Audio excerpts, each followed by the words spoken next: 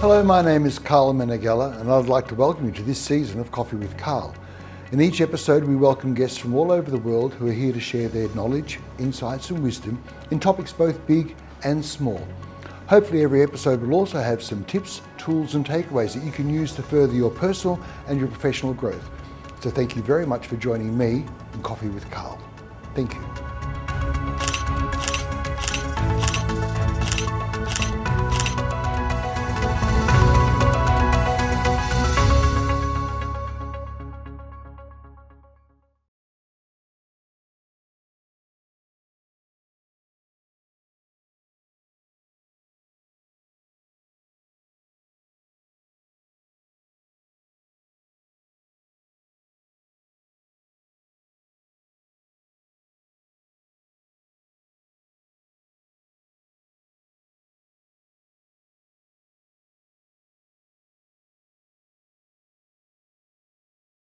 Welcome to Coffee with Karl. I'm your host, Karl Meneghella, and today I'm very honoured to be able to introduce Mr. Kreiser Gilletwala. Kreiser, good to see you again. How are you? Same here. It's my pleasure. Very good. And today we're talking about punctuality and the concept of time. Yes. Well, let's start off. How would you define punctuality?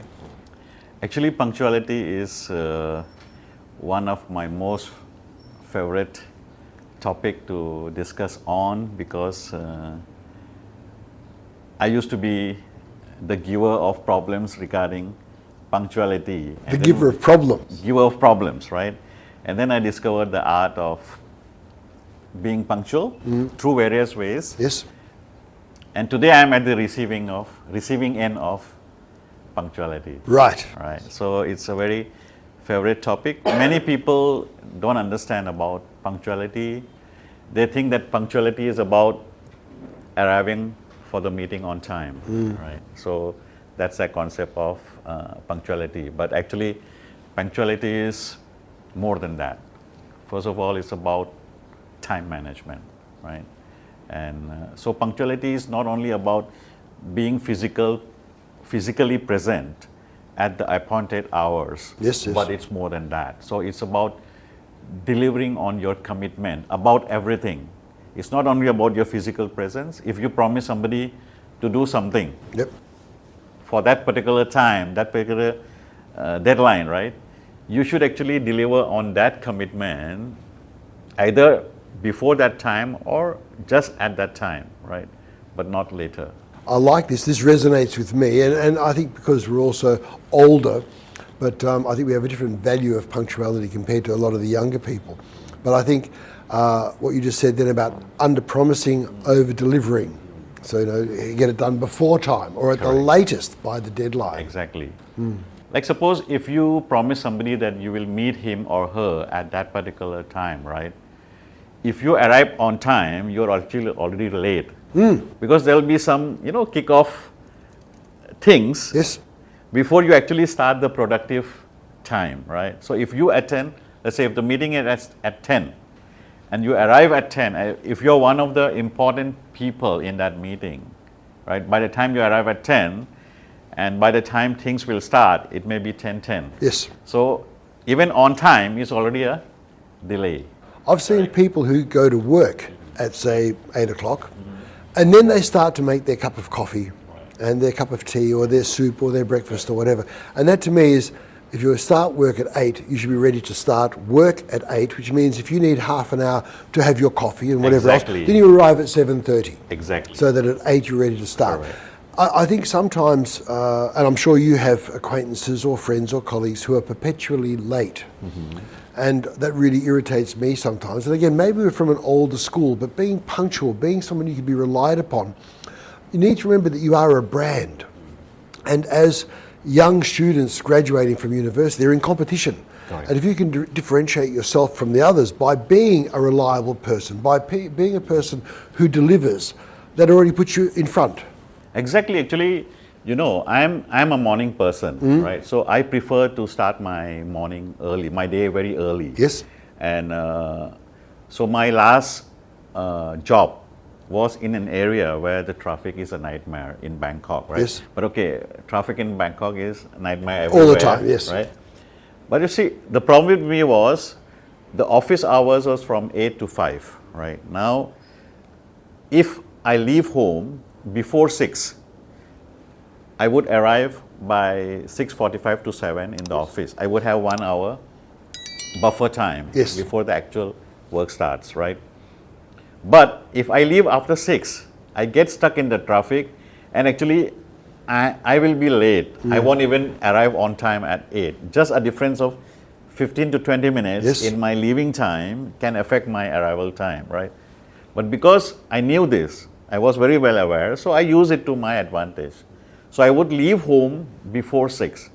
And it was easy, it was not tense. Driving was easy, no pressure to drive fast. I would reach office by about 6:35, 6:40. And you're reaching the office in a better frame of mind. Exactly. You know, less stress. I'm not tense, I'm not stressed, right? And then I would have that additional 1 hour of nobody will come and disturb me, because people usually arrive either at 8, around 8 or after 8. Or after, yes. Right? So I get that 1 hour of undisturbed time to do all my productive work, right? And through that, I also built the reputation that I am always early. And I was able to plan things for the day, like what are the big things I want to achieve in that day. Yes. So because by being early, I was less stressed, I was able to focus better, I was able to prioritize things better, and everything would turn out positive, right? By just being 15 minutes early than normal. I understand.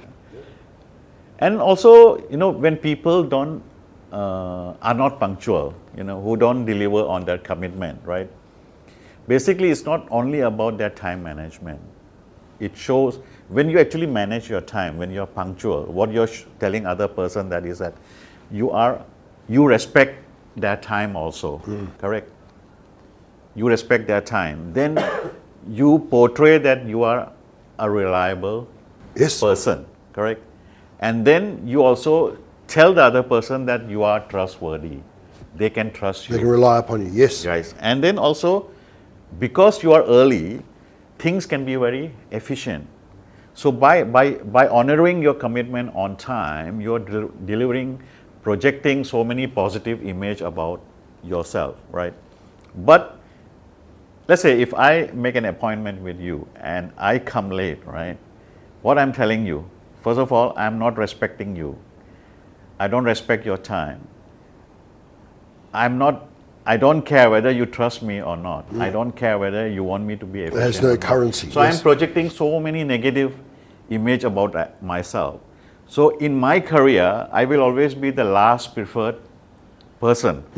But by being punctual, I was always preferred over other candidates for all kinds of development and advancement. And I think whether or not people value it the same way, they still should come to the realization that the people they often work for are older. Correct. And it makes your life easier if you at least have an open mind of where they're coming from, your bosses or managers, when they're looking at punctuality. And especially if you're a young graduate in your first career, maybe in the first year of your career, it's worth taking the mindset of what does my employer expect?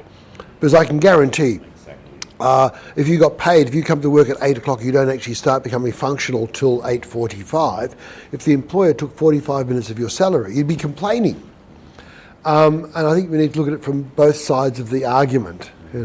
Could I ask you to maybe relate a story where punctuality has made a difference in your life, either being late or being early? Okay. So let's say, because I was a morning person, right? So I would always be early. And I would have that gap of 1 hour to do things without anybody disturbing. But also it was for others, if somebody wanted my time, they would know that I am there in the office by 7. So if there is something important or urgent for them, they actually would also come early to actually use that buffer time between 7 to 8 to actually discuss things with me. And I was very much appreciative of that, because once the productive time starts between 8 to 5, right, then you're busy throughout. Then it is very difficult for people to barge in or to actually grab some of your time. And quite often we're in reaction mode. Right. From 8 to 5. Actually, we are busy. Correct. Whereas in that 7 to 8, we are still in that planning stage, right? So when people come and ask for your time, you're happy to actually give that time Yes. to them because And they've it shown is the both- respect. Correct, both productive for us as well as for them. Yes. Right. So I think by being early, you can do a lot of things. Like suppose if you have a meeting appointment at 10, right? It is always better to arrive at 9:30 and then use that half an hour buffer to do something which you plan to do later. Yes. Because some problems can happen, unforeseen circumstances can happen. You can get delayed, but you have that half an hour buffer, so you still will be able to arrive on time, right? So I think that's what, and also because I was always a morning person, and I was always attend my meetings 10 minutes before time. Yes. So people know that I'm never late. Now, you see, example, if somebody is late always, so when he arrives late, he has to apologize, correct? He says, oh, I had this problem, I had that There's problem. always an excuse. Right. Whereas, of course, I am also not perfect. Sometimes things happens which are out of my control. Yes. And I might arrive somewhere late, right?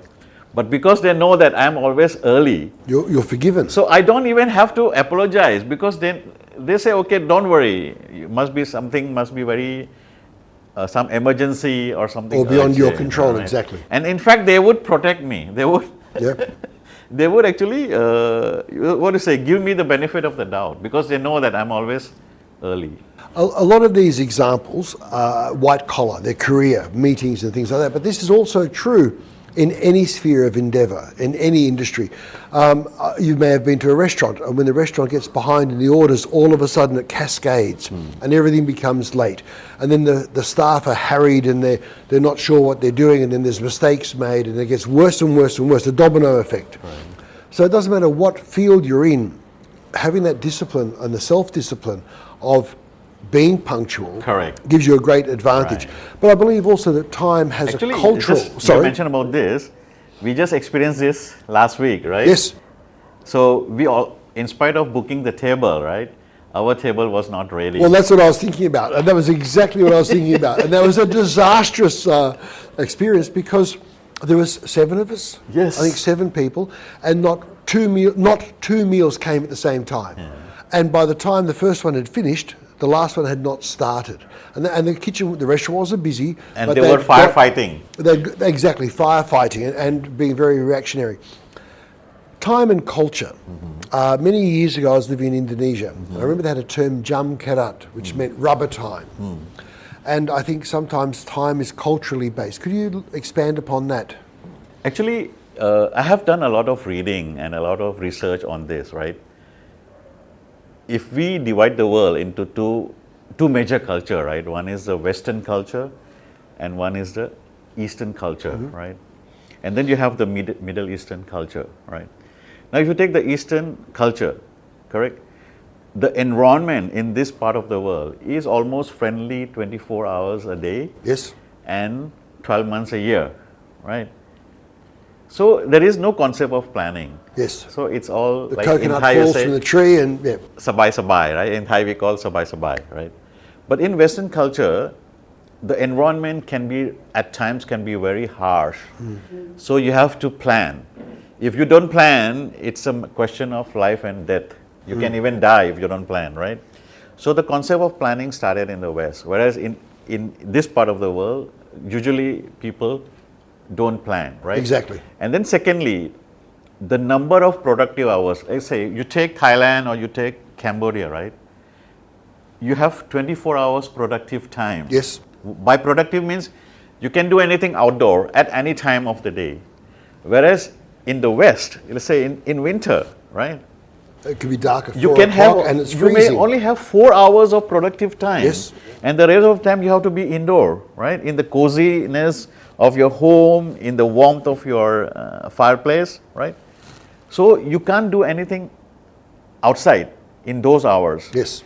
So if you have only 4 hours, you have to plan, you have to be efficient, you have to commit, because if somebody is late, he will eat in your 4 hours of, or whatever, 6 hours of time, Yes. right?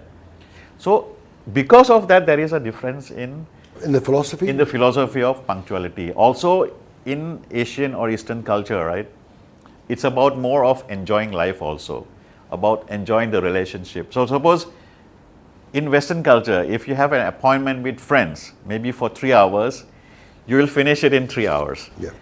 But in Asian culture, it can last even 6 hours.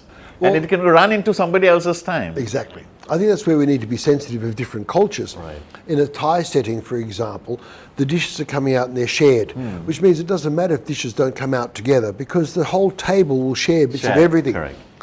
In a Western culture where it's your plate of food, we want to have all 7 people being served entrees together, then their main together, then their dessert. So that puts a different pressure on punctuality. Correct. And the chef needs to have that in mind, that if your dish takes 13 minutes and my dish takes 6 minutes, then you start cooking mine after yours has been cooking for 7 minutes and they come out together. So that all come out together and all are equally warm and hot. Yes, exactly. I think there's also a difference in the time of meetings. Yes. So I think, and I've also read like yourself, if you have a meeting at 10 o'clock, people turn up 10 minutes to 10, 5 minutes to 10, 10 o'clock, 5 past 10, 10. But if you have a meeting at 10:15, people tend to be more punctual. Correct. Why is that? Actually, because in Asian culture, it started with Asian culture, right? So if you go back maybe 50, 60 years ago, so it still was Asian culture. Then you started to have MNCs coming in. Now, I'll take example of India, right? Indians are not particular about punctual, right? So if they can be late 30 minutes, even 1 hour, even 2 hours for the meeting, right? And that is acceptable in India, right? But when the same people start working in MNCs, right? And MNCs... So that's a multinational corporation, just for clarification. Multinational corporation. So they actually get into that environment of honoring and the that time, culture. right? And it's more about professionalism. And then when this world became globalized, right, you start to have online meetings and conference calls. So every country needs to honor that time. Yes. The conference call has to start at the exact time because otherwise it's all about money, expenses and money, right? Imagine, suppose, let's say, in Asia, if a meeting is required only for 30 minutes, but they would schedule the meeting for 1 hour to account for the first 15 minutes of delay and the last 15 minutes of chit-chat, right, to conclude the meeting. Whereas in Western, let's say, if they need 30 minutes, they will only 30 minutes. book for 30 minutes, right? So imagine if you have a very important meeting and the top CEOs, the C-level executives, like the chief of finance, chief of information, chief of operations, all these people are there in the room. Let's say if that meeting is delayed by 15 minutes, imagine, just take their salary, right, and multiply by the number. That Huge amount expense. can be so much, of lost time, right, which could have been more productive, something else, right? Now, in Asian culture, what happens is the most important guy will arrive last or late, right? Whereas in Western culture, they will all arrive at least 5 minutes before time. If you take example, German, right? I was lucky. My first job, my boss was Dutch, right? So very much like German. Very Germanic, yes. Right? And so he taught me the concept of valuing punctuality and time, right? And that's how I actually built my career, and my career went very well throughout my life, working life. And because of that, being professional, being on time, honoring your commitment, and also learn to say no. So if you have a back-to-back meeting, right, and if those 2 meetings really require you can still commit to those meetings, but you let both know that there is a back-to-back meeting. Yes. And if your presence is required in nearby, then it's okay. But if you have to travel, then you have to actually allocate traveling time for that. Can we go back to that saying no? And I think that's a really important thing about communication. And I want to take that in a different direction. But telling someone if you're running late, so if you're stuck in traffic, having the courtesy to call the person, say, look, I'm going to be 15 minutes late, I'm going to be 30 minutes late. And I think that courtesy goes a long way to fostering good relationships. Exactly. And someone who's continually late affects the team dynamics. Yes. People stop relying on them, people stop trusting them because they think that the guy is always late. And sometimes, but if the guy is important, right? So all the planning around that guy will always take into account the delay, and imagine how much waste, happens in those kind of planning. I think people don't see the waste because it's intangible. It's not like you can see it on the floor and that's the waste or leftover from a job. It's intangible, so it's a lot harder to define. If you could give one piece of advice, especially to our young graduates, what would it be? I think one of the most important things is to understand that there is a saying, time is money, right? But time is not just money, time is your life, right? And when we say that, okay, we have to manage our time, basically time is something limited. It's a limited resource. Finite. Everybody has the same equal amount of time. Like you have 24 hours in your day, I also have 24 hours in my day. Everyone has 24 hours in a day. Super rich, Elon Musk, 24 hours a day. Super poor, 24 hours a day. You can't stretch time. So basically what you have to do is, it's not about managing the time, but it's about managing yourself.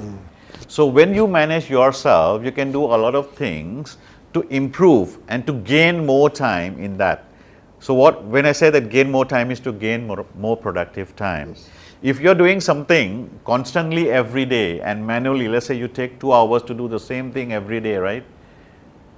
If it is just once in a while, it's okay. But if you're doing the same thing every day, I think you should find something to automate that task. Yes. Or maybe delegate it to somebody else who has more time than you, so that you can use those 2 hours to do something more productive for yourself, right? Yes, yes. And the advice that I would give people is to focus. Because today, the young generation has lost the art of focusing, correct?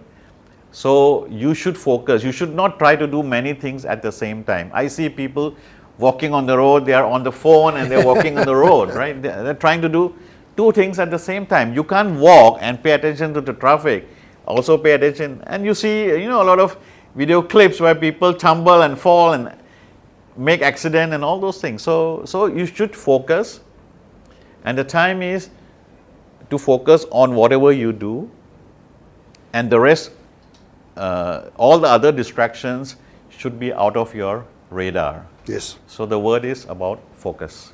The other thing I'd like to end with is that this isn't just about your work life. It's not just about your career. This is about your relationships. If you're on a date with a girlfriend or a boyfriend and the movie starts at 9 o'clock, you need to be at her place or his place at 8 o'clock to take them to the movie, whatever else. Being punctual is a sign of respect. And I think the last piece of advice that I have is you can differentiate yourself by having some of these old-fashioned manners, because your competitors won't have them. So if you are a person who is reliable, if you are a person who can manage time, if you are a person who has integrity, if you can be counted upon, that's already going to make you more attractive, both in your social life and in your professional life. Correct. And people will defend you. Yes, yes. Yes. You don't have to defend yourself. People will defend you. Yes, you'll have champions doing it for you. Mr. Kreiser, again, thank you so much for today. A pleasure as always. And the pleasure is mutual. We're out of time. Yes. Thank you very much, everyone. I'd like to thank you for joining me in this episode of Coffee with Karl. Hopefully the episode was a benefit in your personal and professional growth, and the tips, tools and takeaways will further help you. Thank you.